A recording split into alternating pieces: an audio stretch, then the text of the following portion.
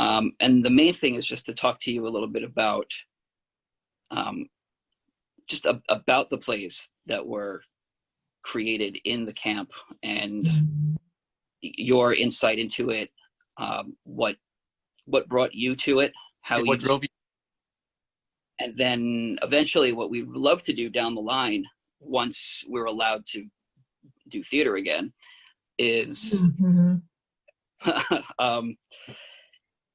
maybe take one of the plays that, under your guidance and produce it or bring it back to life again, one that you think really captures the essence of what they were going for and one that is most relevant to a modern audience.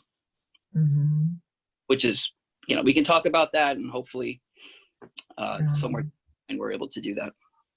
Yeah, I can send you, because I was involved in a big grant project that ended in 2018 called Performing the Jewish Archive.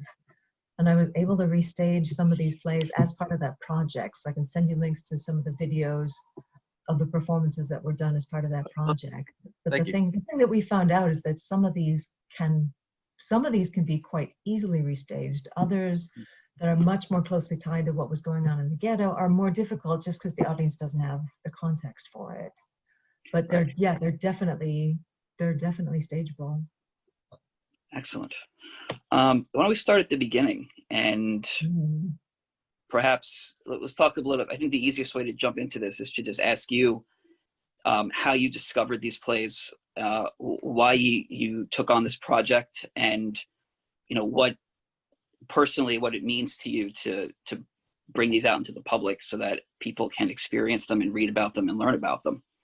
Yeah, this goes way, way, way, way back. I've been working on this for a long time. And the very, very beginning of it was in 1992. Because I taught English. Yeah, I taught English in the Czech Republic that year. It was shortly after 1989. And a lot of Americans were going over to teach English. So I was, I was there, not living in Prague, but in a smaller city south of Prague. But I went to Prague, and have you ever been there to the Jewish Quarter? I've never been to Prague. Place it's on my list. Yeah, it's got a fantastically preserved Jewish quarter with several old synagogues within a couple blocks of each other. Excuse me. And I went to visit the Jewish quarter just as a tourist, and I saw a set of drawings. And now I know these are the famous children's drawings from Terezin. But when I first saw them, I didn't realize what they were right away. I thought they were drawings from maybe a local school that were just on the wall to kind of entertain people as they waited in line to get into the next monument. And then when I realized what they were, I was shocked. But the thing that really registered was I was back in the Jewish Quarter a couple months later, and somebody was handing out a flyer for a CD of music that had been composed in the ghetto. And I thought, wait a minute, so children were doing drawings, adults were creating music. What kind of place was this? And then I didn't really think about it for about 5 years. And then I decided to go back and get a master's degree in playwriting. And this is the topic that came to me. I thought, I'd really like to write a play about this. I'm going to start researching that ghetto, this Terezin again. So the whole 3 years of my master's degree program, I did research about the ghetto and tried to create a play based on survivor testimony. And, I wrote the play. It's not a fabulous play, but I did complete the play. It was a great research project. I completed the play, and it's been staged a few times. But the thing that I really discovered was, I really want to research this more. So I decided to go on for a PhD. By the way, this is the short version of a long story. I decided to go on for a PhD. And at that point, all we really had was testimony. There's tons of testimony about the cultural life of the ghetto. And then there were preserved lyrics from some cabaret songs, but there weren't really any full scripts, except for things like Brindabar. Maybe you've heard of this children's opera that was performed in the ghetto. Like a couple of major kind of musical / operatic works were preserved. But as far as just theater plays and cabaret type reviews, very little of that stuff was preserved. And then, so I started my project intending to explore, okay, how do the survivors talk about it? But as I was working on that, I went to Prague to interview the survivors, and they started telling me about these scripts that people they knew had. And I started looking at these things, and the survivors in Prague have their own organization. So I went to their meeting. They allow researchers to come and talk about their projects and ask for help. So I went to this meeting and basically asked, I've heard that some people still have scripts. Can I see them? And during the course of that year, 11 of these plays came to light. Wow. And some of them, like with some of them, fragments had already come to light, like other researchers had already found song lyrics or little bits of the plays. But a lot of them, just nobody knew that these things were out there. And to this day, partly I feel lucky that it was me who found them, but part of me feels like, why did this take so long? Because they're fantastic. Right. I was upset that I didn't even know about it personally for myself. I was like, how we not know about this? No, exactly. So thank you for pardon? So thank you for bringing it to introducing us to it, because oh my God, no, it's my pleasure, because yeah, I do feel like this is something that people should know about. And one of the things, just in as example, the kind of things that really surprised me, one of a couple of the cabaret texts were in a collection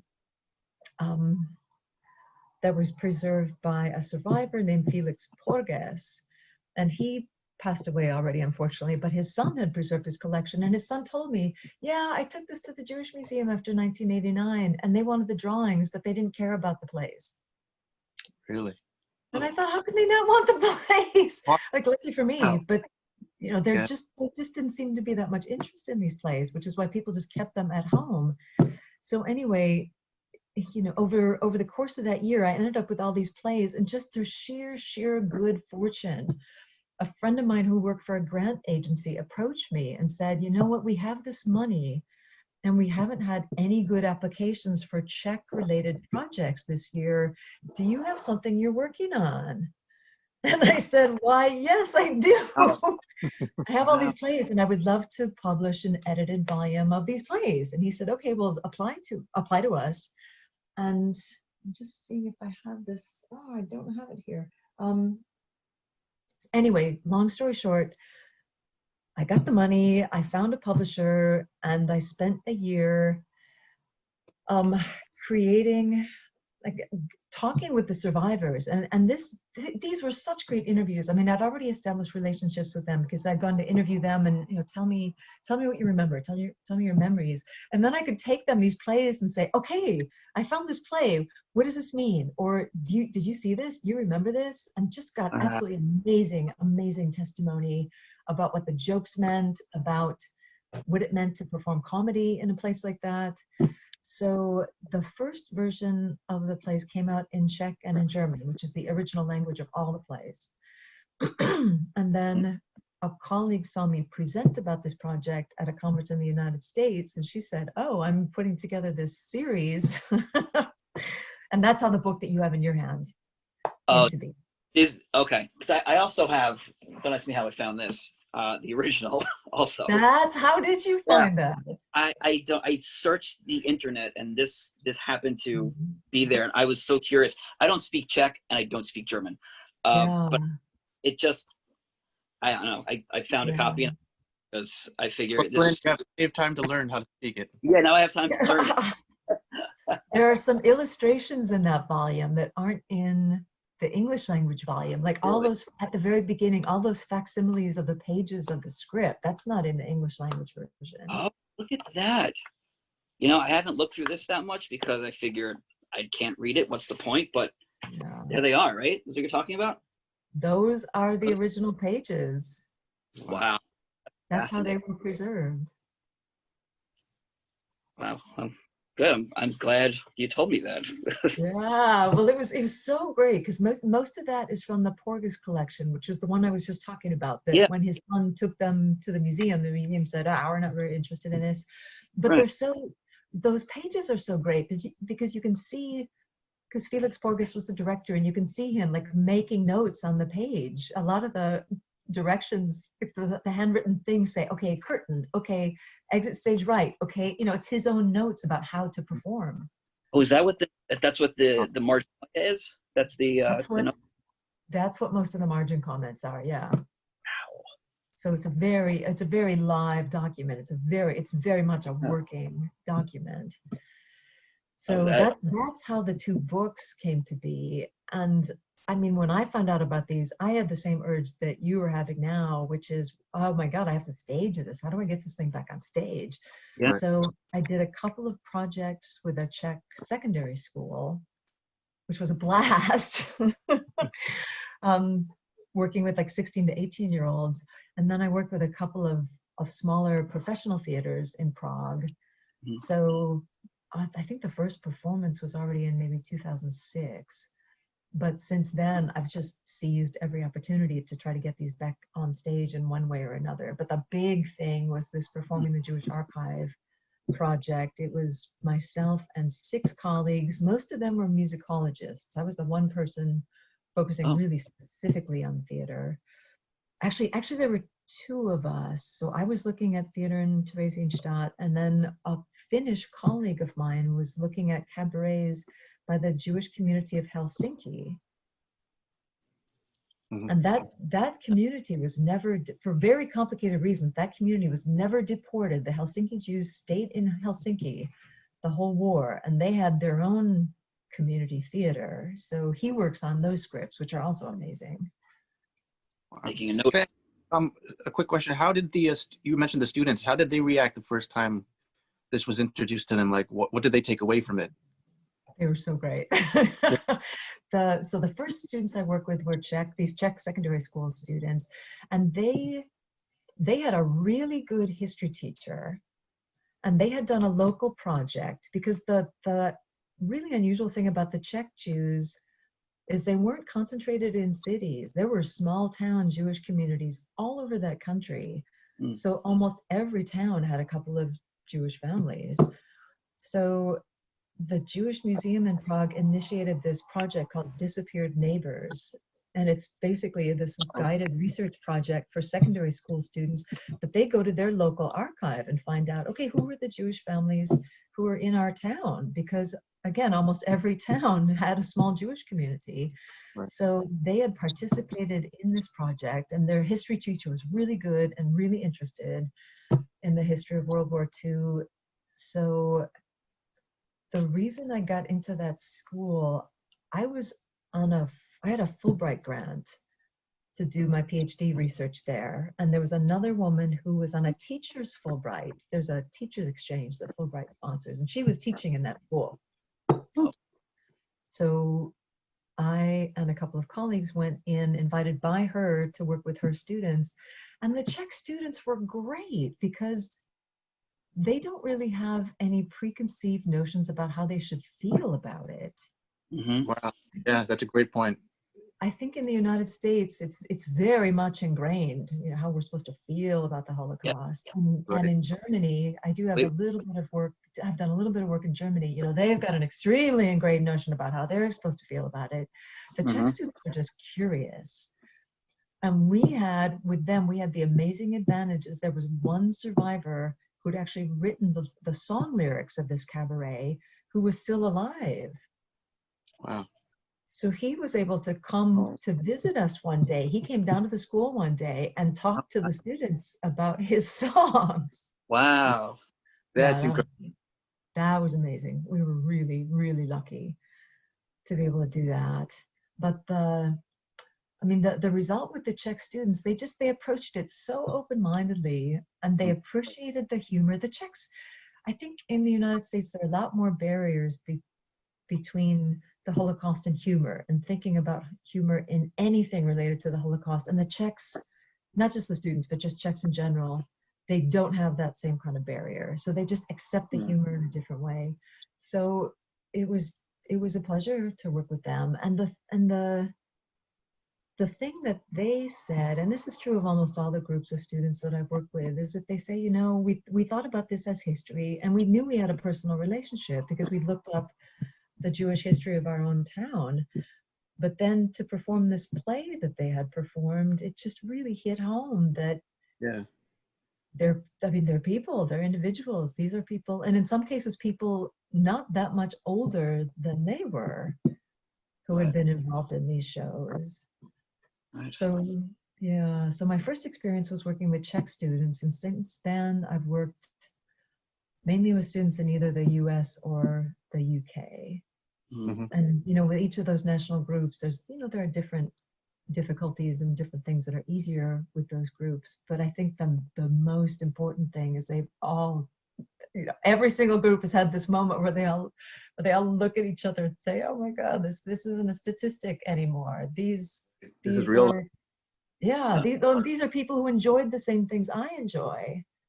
And look, we don't, when I work with the students, I'm really conscious of the possibility of re-traumatizing them. I mean, theater can be a kind of dangerous thing because you can get very, very emotionally immersed in it. So we always foregrounded this notion that we are not pretending that we're the prisoners. We're not playing the role. We're not playing the prisoners. We're playing a theatrical role that they played. So we're meeting them on this somewhat neutral ground. How do you do that? Because I worked, I mean, a little bit of our background is I was Mike's theater teacher 10, 12 years ago. Okay. And so part of the project is passing the craft along from one generation to the next. And so I work with high school, middle school students every single day. That's my job. And so I'm just curious for you, how are you able to help the student disconnect from getting too close and having them get to that point where they feel like they're reenacting what the prisoners were doing? Like, how do you create that disconnect that keeps them emotionally safe? Well, one thing is we talk about it a lot. We would always have a check-in at the beginning of each rehearsal and at the end of each rehearsal. And at the beginning of each rehearsal, we would talk about, what are your thoughts since we last met, and just reminding them again, we can never stand in the prisoner's place, but we're learning about their history. We're playing the roles that they played. So just, approach them with interest and approach them with curiosity, but don't, if you feel like you're getting, I'm trying to think of how I put it. Just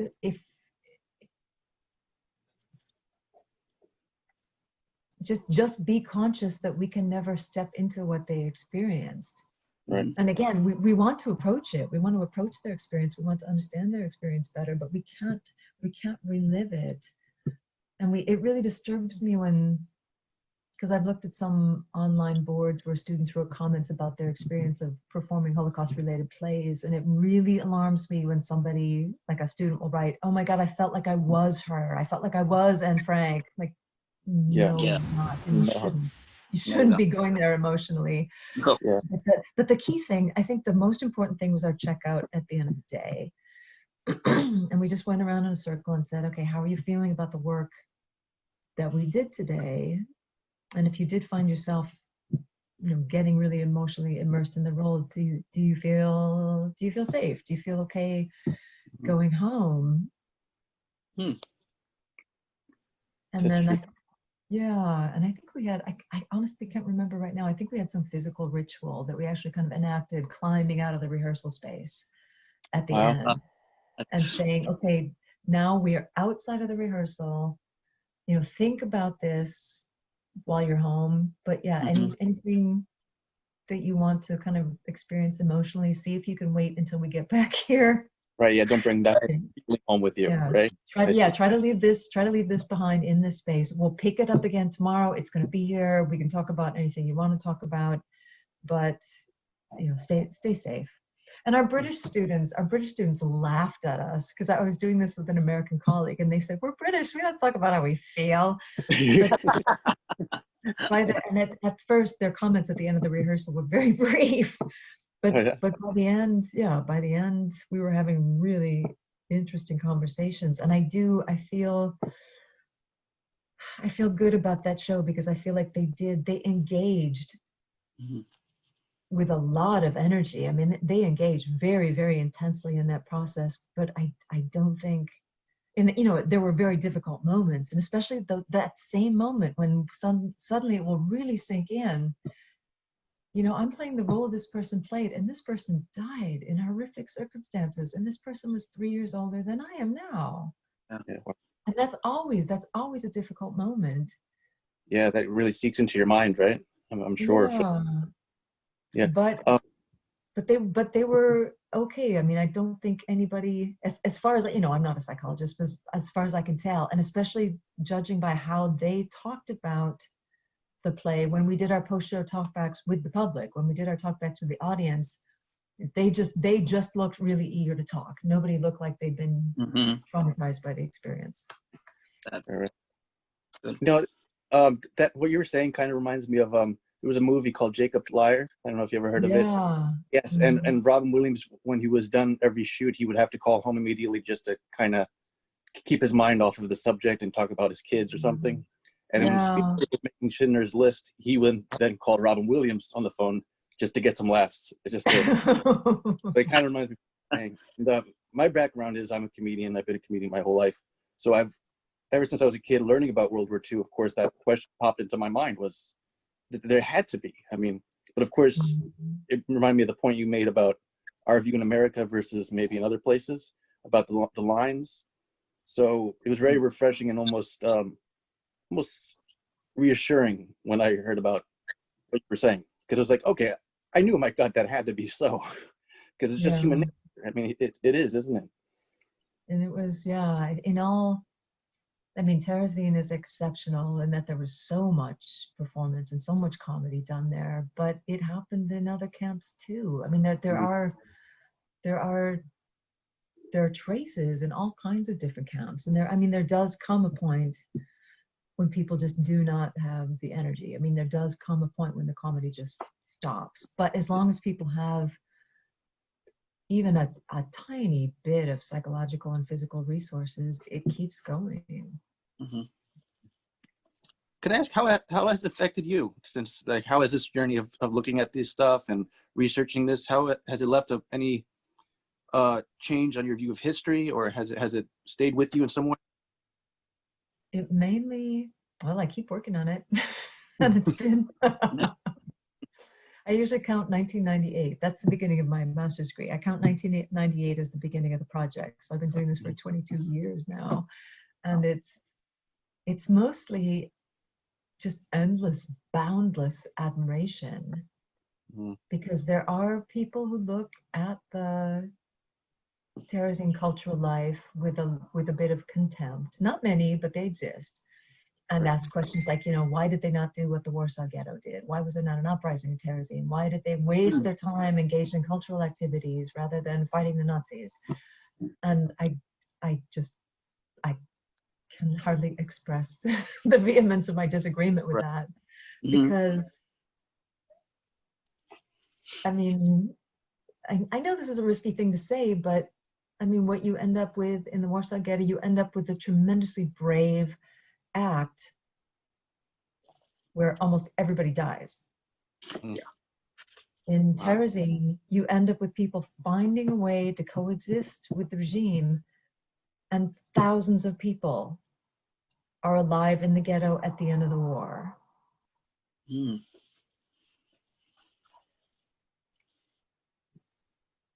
And a lot of my research has been based on this question, okay, how does performance affect people psychologically in a situation like that? And that some of that is in the introduction of my book. I mean, I write briefly just about trauma theory and about the power of creating, of being able to create a narrative that connects you to your past and mainly connects you with an imagined future. So you maintain the notion that you've got something to live for. You just need to get through this traumatic situation, and then you'll be, oh God, I just think in a minor way, coronavirus, you know, you have to maintain a sense of there will be an after, so that you're able to deal with the hardships of the present. And the fact that not only that they were able to create those narratives, but it's just, I mean, this has been demonstrated again and again and again, that people can deal with traumatic situations if they have some sense of solidarity with the other people who are going through it with them. And theater, as you both know from doing theater, I mean, that's an incredibly intense way to create a sense of shared purpose. And especially because a lot of the young Czech Jews, Absolutely. pardon? I said absolutely, absolutely. It's a very strong way. Yeah.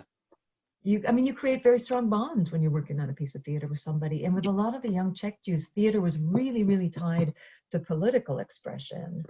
Mm-hmm. So a lot of these plays, it's not overt. I mean, there are not very many plays that are overt enough that the plays would get them in trouble. But I mean, there are a lot of resistant undercurrents in these plays. There's a lot of political protest. But the interesting thing to me about the political statements is that often they're not directed against the Nazis. Often they're already looking ahead to what kind of world do we want after the war. So they just kind of skip over the Nazis as if they're irrelevant, which to me is a tremendously healthy way to deal with their oppressors. Yeah, I remember in there that correct me if I'm wrong if I read this incorrectly, that the Nazis almost looked the other way at the entertainment that they were creating there because they wanted the prisoners to be comfortable, because it was a Red Cross. I could look back, but you probably know what I'm talking about. That it was like a mob, right? So they kind of let them do what they wanted to, so that the prisoners felt normal, so that it looked better from the outside. Is that right? Well, there are a couple of things. There are a couple of factors, and in part it depends on when, because things changed over the 3.5 years of the ghetto, and the notion of allowing the Red Cross to come and visit didn't really happen until very late in 1943. Oh, okay. So that was a few years into. Yeah. All right. So They would have been. the initial impetus for the cultural life comes from the prisoners themselves. I mean, they're bored. They're locked in their barracks at night. They're bored. Yeah. The conditions are difficult, but they're not horrific. Like they're not not experiencing the same thing that prisoners are experiencing, like in Auschwitz. So, they do hard labor all day, but then they're in their barracks and they start doing performances for each other. Mm-hmm. So it's initiated by the prisoners, and then there are no documents about this. And I would ask survivors all the time, why do you think the Nazis didn't object to this? Because the Jewish leaders actually requested permission. Like, is this okay if they're having these shows in the barracks? And the Nazis said, okay. I mean, they were, and there's more about this in the introduction. You can take a look at your leisure. Yeah. But I would ask people, why do you think they allowed this? And the most common answer was, they didn't care. Why would they care? As long as we weren't staging the uprising, if we were doing theater and they knew it wasn't going to be smuggled out, I mean, nobody else is going to see this but the other prisoners. Like, why should they care? Because all the Nazis really care about in Terezin, the only thing the Nazis really care about is the incoming and outgoing trains. And as long as those are running, like, why would you interfere? Why would you spend time and effort interfering with things that don't interfere with your main mission? And then later, when the notion that the Red Cross could visit the ghetto, then it became an advantage to them.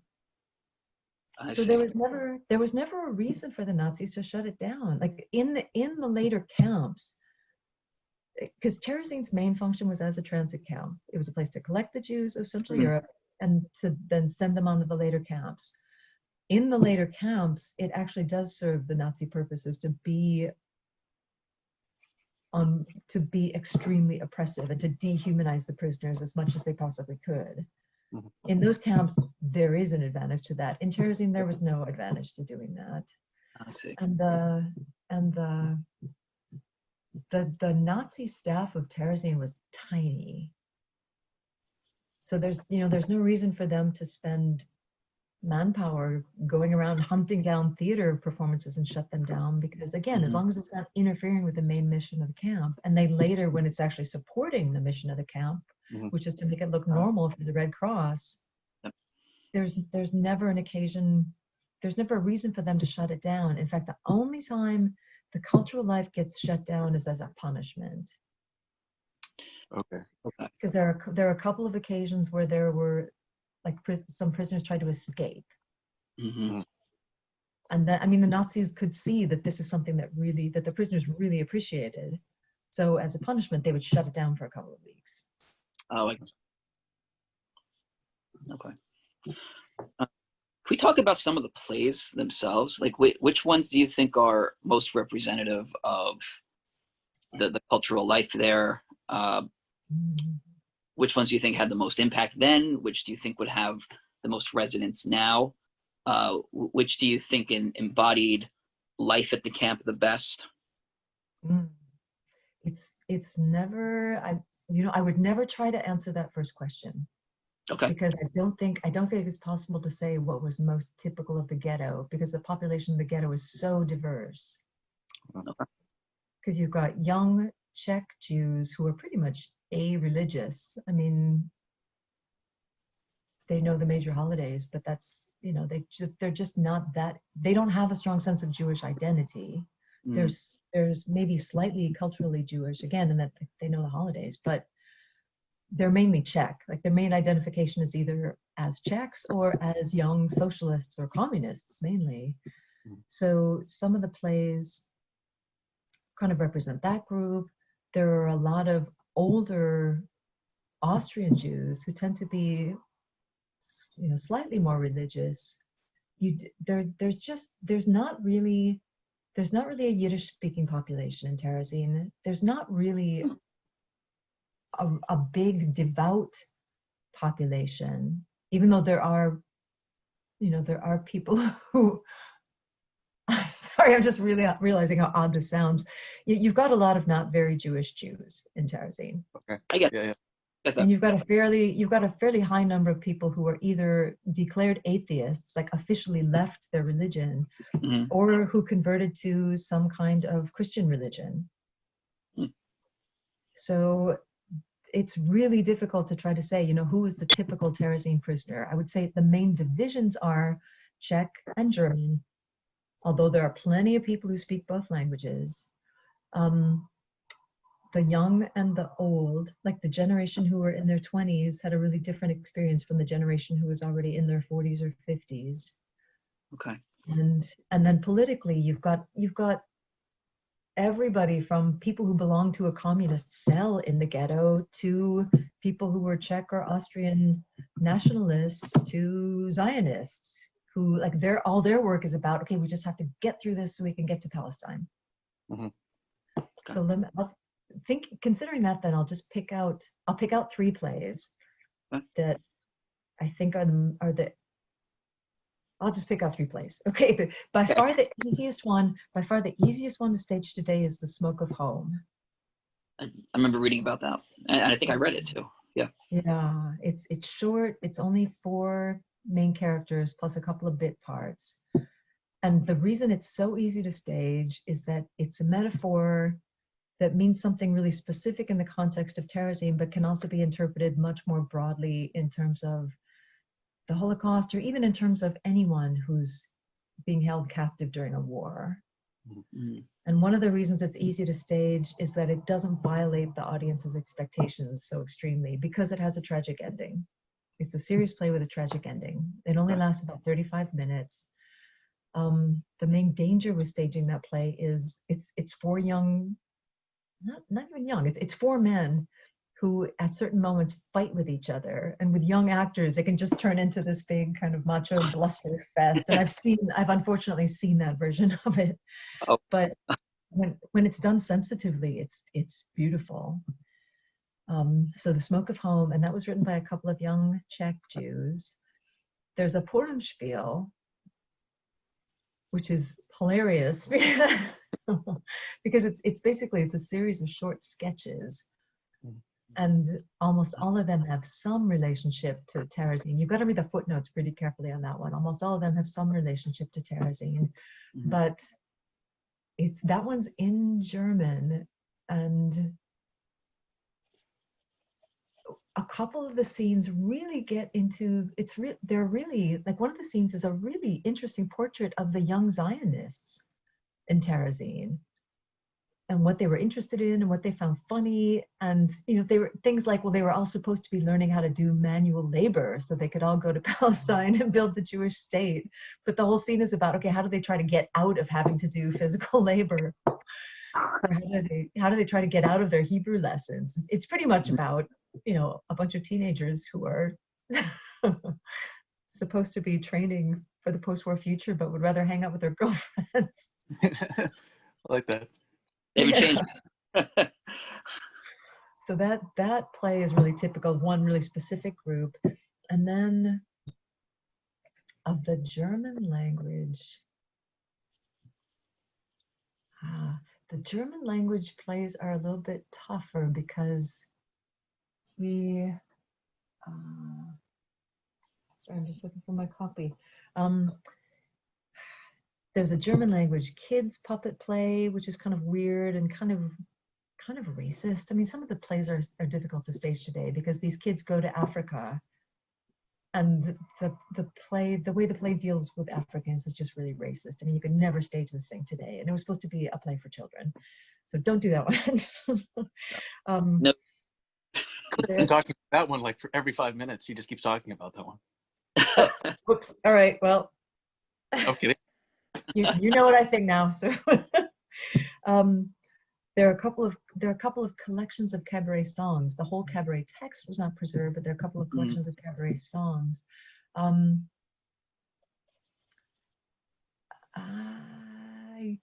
You know what? I would just say just flip through the German language plays and see which one you think is the most interesting. Okay. But the other Czech language play, okay, on one hand you've got The Smoke of Home, which is this quite tragic play, and on the other hand you've got Laugh With Us, which is also called the second Czech cabaret. And that is, I just think this is a stunning piece of work because it's a kind of an Abbott and Costello type comic duo that leads the show. And they're fashioned really closely on a Czech theater of the interwar period that was run by a similar comic duo. And though that interwar theater had tremendous influence on the Czech language working the ghetto. But what they do is, so they have the opening of the show, welcome, blah, blah, blah.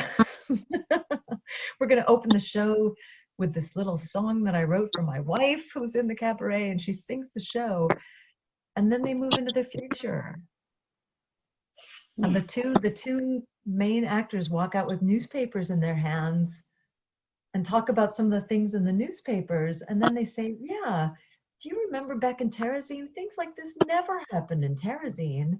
So they establish that they're talking from the post-war future. And they spend the rest of the cabaret pretending that they're going around Prague and they're visiting their friends in all the biggest theatrical venues and music venues, and they're all singing their numbers or doing their dance performance that they're doing now that they're famous after the war. Oh, wow. And they never said a year, but based on some of the clues in the scripts, it sounds like they're thinking of like the early 1950s or the mid 1950s. So they've just projected themselves out of the ghetto, past the war, and into their post-war future. So what I've seen, I mean, Dave has the book, but there seems to be like a tremendous sense of hope in some of these. Like and I'm only saying that from what you just said now. It seems like there was a little bit of a hope of this will pass, things will get better. But I just think that's so strong that alone, I could sense that just from the words or just from the pages or just from the stories. Is that a correct assessment or am I kind of? No, I think it's absolutely correct. And one of the key things about Terezin is that most of the prisoners have no idea what's happening in the other camps. Because the Nazis work very hard to make sure that news of that news of the gas chambers, the news that basically all the trains that have left the ghetto, almost all those people are dead. The Nazis do everything they can to keep that news from getting back to Terezin, because once people realize they have nothing to lose, that's when you get uprisings. Right. And it's much, much easier to deceive people than to try to put down an uprising or to try to control people with guns. So you have to spend expensive ammunition. If you can just keep people believing that, okay, these outgoing trains are going to a labor camp, and maybe it's going to be a little bit more difficult, but we'll find a way to get by. So most of the people in Terezin do not know what awaits them. So this sense of hope is absolutely crucial to the functioning of the ghetto, and this sense that, okay, if we can just hold out for another 6 more months, This is Wow. going to be over and we'll all go home. And that comes up again and again in the scripts. Mm-hmm. Wow.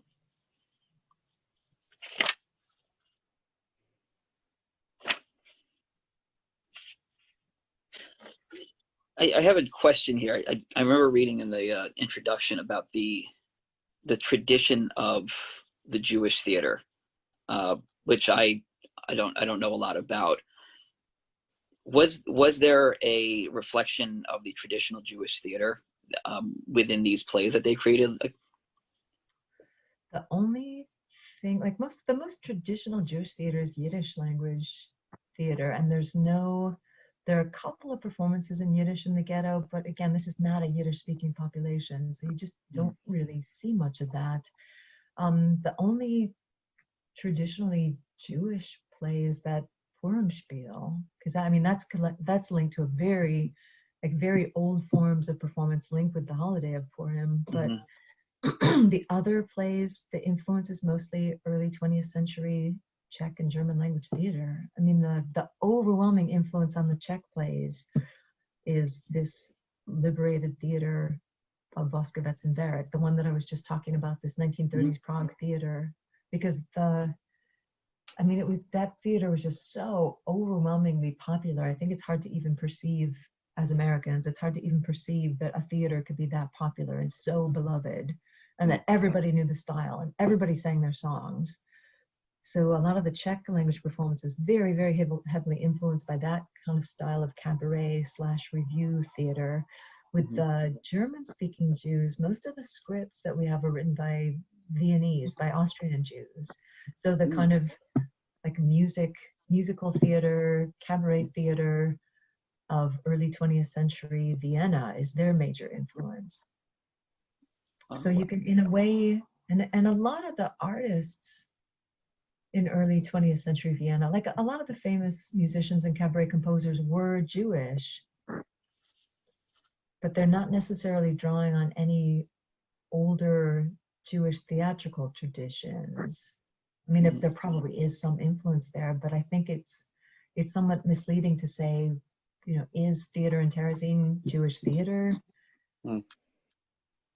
First of all, you have to define what is Jewish theater, but I would say no, theater in Terezin is theater of the early 20th century, wherever the Terezin prisoners were living before they were deported to Terezin, they brought their theater with them. And there's very little that's specifically Jewish in any of it, except for that Purim spiel. Wow, great. Thank you. Any questions, Mike?